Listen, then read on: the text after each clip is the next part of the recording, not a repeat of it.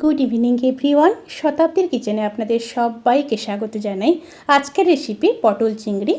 পটল চিংড়ি তো আমরা সবাই বাড়িতে বানিয়ে থাকি, কিন্তু সেই অনুষ্ঠান বাড়ির মতো টেস্ট বাড়িতে আসে না। কি এমন বিশেষ মশলা ব্যবহার করলে একদম অনুষ্ঠান বাড়ির মতো টেস্ট বাড়িতে আসবে, সেটাই আমি আজকে আপনাদের সাথে শেয়ার করব।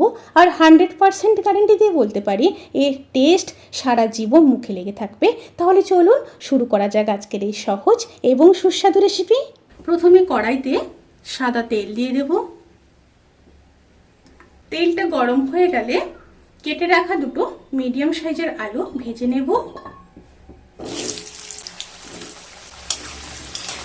আলুগুলোকে ভেজে নিয়ে তারপর ফিরে আসছি। আলুগুলো ভাজা হয়ে গেছে, এবার আলুগুলোকে তুলে নেব।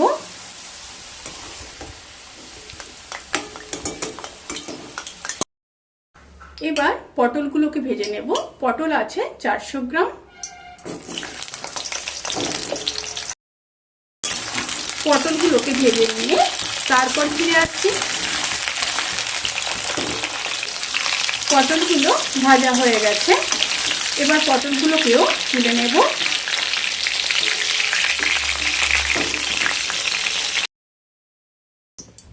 এবার ওই সাদা তেলের মধ্যে কিছুটা সর্ষের তেল দিয়ে দেব। আমি এখানে রেসিপিটি সাদা তেল আর সর্ষের তেল দিয়ে করছি, আপনারা চাইলে পুরোটাই কিন্তু সর্ষের তেলেও করতে পারেন। তেলটা গরম হয়ে আসা পর্যন্ত অপেক্ষা করব। তেলটা যখন গরম হয়ে যাবে চিংড়ি মাছ ভেজে নেব।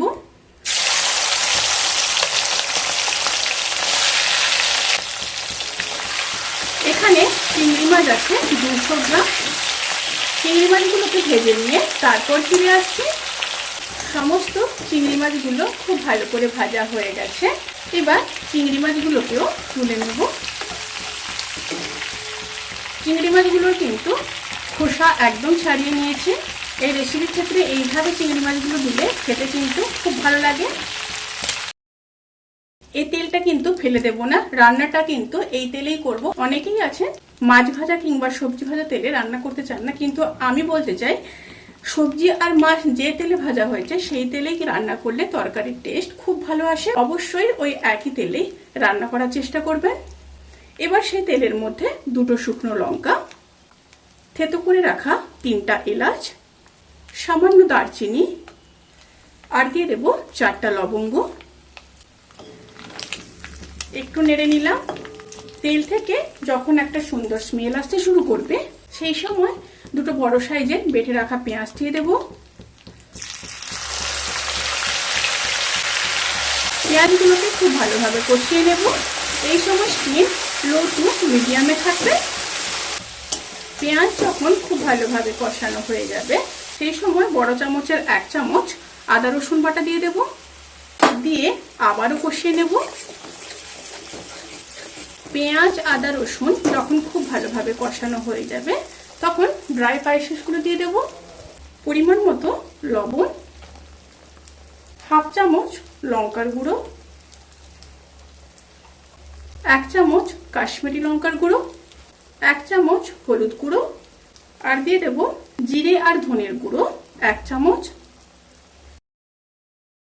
দিয়ে খুব ভালোভাবে মিশিয়ে নেব। মিশিয়ে নেওয়ার পর এবার দিয়ে দেব পেস্ট করে রাখা একটা বড় সাইজের টমেটো। টমেটো দিয়ে খুব ভালোভাবে মিশিয়ে নিয়ে আবারও লো স্টিমে 1 মিনিট ভালোভাবে কষিয়ে নেব। মশলাগুলো যখন খুব ভালোভাবে কষানো হয়ে যাবে তখন দিয়ে দেব চারমগজ বাটা 2 চামচ, নারকেল বাটা দিয়ে দেব 2 চামচ, সাথে ফিটিয়ে রাখা 3 চামচ টক দই দিয়ে আবারও মশলাগুলোকে খুব ভালোভাবে কষিয়ে নেব। মশলাগুলো যাতে ধরে না যায় সেই জন্য মশলা ধোয়া জল দিয়ে দেব। মশলাগুলোকে খুব ভালোভাবে কষিয়ে নিয়ে তারপর ফিরে আসছি।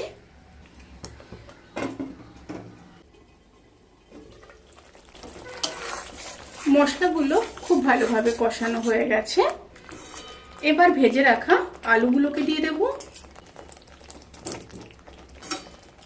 আলুগুলো দিয়ে মশলার সাথে খুব ভালো করে মিশিয়ে নিয়ে আবারও 1 মিনিট ভালো মতো কষিয়ে নেব।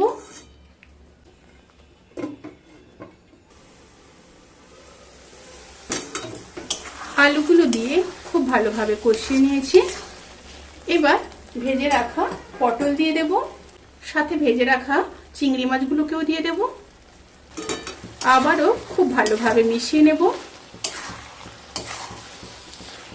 খুব ভালোভাবে মিশিয়ে নিয়েছি। মিশিয়ে নিয়ে আবারও 1 থেকে 1.5 মিনিট লো টু মিডিয়াম স্টিমে কষিয়ে নেব।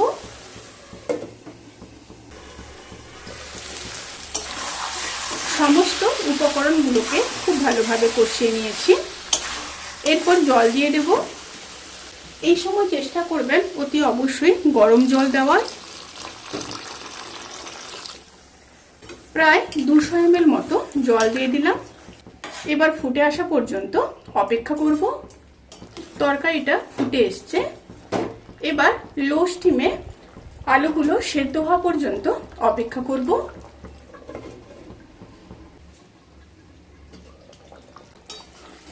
রান্নাটি কিন্তু প্রায় হয়ে এসছে।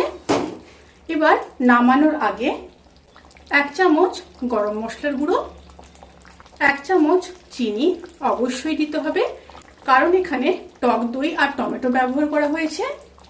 আর দিয়ে দেব উপর থেকে 1 চামচ ঘি, দিয়ে খুব ভালোভাবে মিশিয়ে নেব। এবার গ্যাসের ফ্লেমটাকে অফ করে দেব। অফ করে ঢাকা দিয়ে 5 থেকে 7 মিনিট স্ট্যান্ডিং টাইমে রেখে তারপর সার্ভ করব। রেসিপিটি কেমন লাগলো প্লিজ কমেন্ট করে জানাতে কিন্তু ভুলবেন না। যদি ভালো লেগে থাকে তাহলে সাবস্ক্রাইব করে পাশে থাকা বেল আইকন প্রেস করে নোটিফিকেশান অল করে রাখবেন। তাতে করে আমি যত রেসিপি দেব সমস্ত লিঙ্ক আপনাদের কাছে পৌঁছে যাবে। আপনারা সবাই ভালো থাকবেন, সুস্থ থাকবেন, সাবধানে থাকবেন। আজকের মতো এই পর্যন্ত। পরের ভিডিওর জন্য অপেক্ষা করুন। টাটা।